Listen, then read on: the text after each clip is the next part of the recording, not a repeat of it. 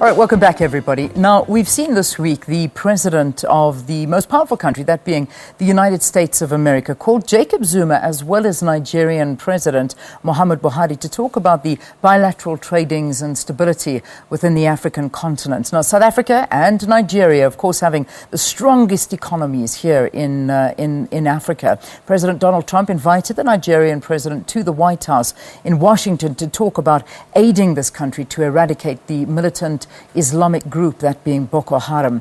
But is Trump genuinely interested in the state of affairs on the continent, or is his focus rather to just keep a close eye on Boko Haram? Let's talk about these developments that have happened this week and the relations between the US and Africa.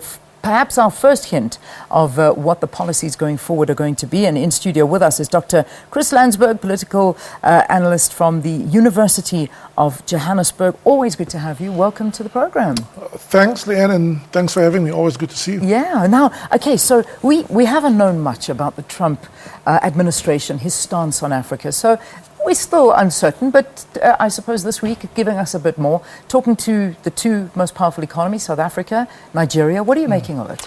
I mean, as you rightly say, that Trump, the candidate, didn't have kind things to say about either South Africa or Nigeria, or for that matter, the continent.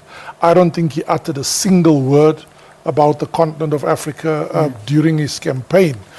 So, you know, in his worldview, I mean, I don't think Africa features very prominently. But now that he has become the president, and now that he has the benefit of a state machinery, a government machinery, and I dare say a chaotic team around him, because there are lots of tensions and so on, he's of course making up his mind.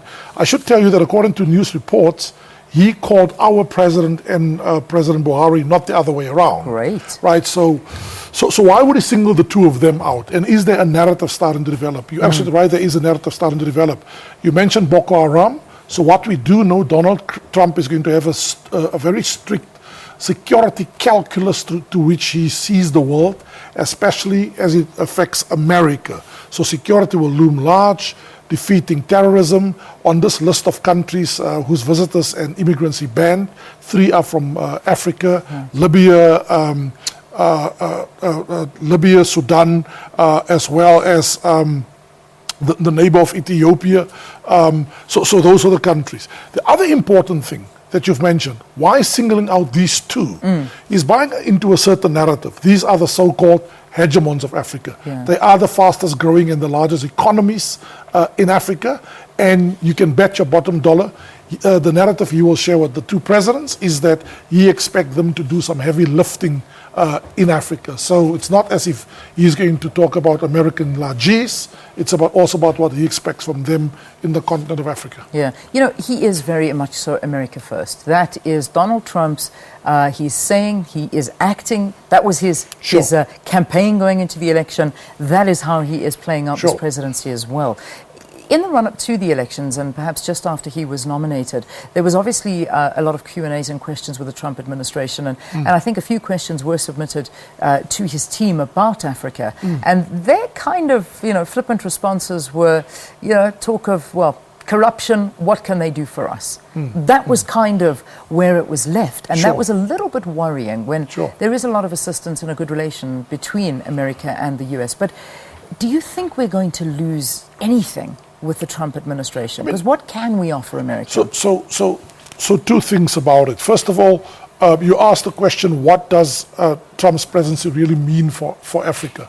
Again, I want to state, just because he called Monday Africa Day, the day he calls African leaders and reaches out to Africa, doesn't mean that Africa now looms very high on the apex of his priorities and on his radar screen at all. So let me make the link between that and your point about America first. You see, America first doesn't mean he will not care about what goes outside America. He will care to the extent that what happens outside America will affect America, of course. So why is it good, in a sense, to have Donald Trump? We have to become less reliant on America and outsiders. We have to do our own thing more.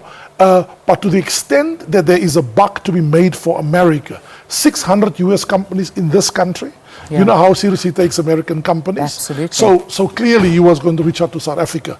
And what makes Nigeria so important, apart from Boko Haram, America has an insatiable appetite for this commodity we have in Africa called oil. Yes. And it simply makes sense. Yeah, yeah. I mean, just put the pause button on for a second. We need to get the news headlines very quickly. Palesa standing by with that, and we'll continue our conversation with Chris Landsberg from UJ about this relationship between America and South Africa and the rest of the continent as well. Do stay tuned. Palesa, over to you.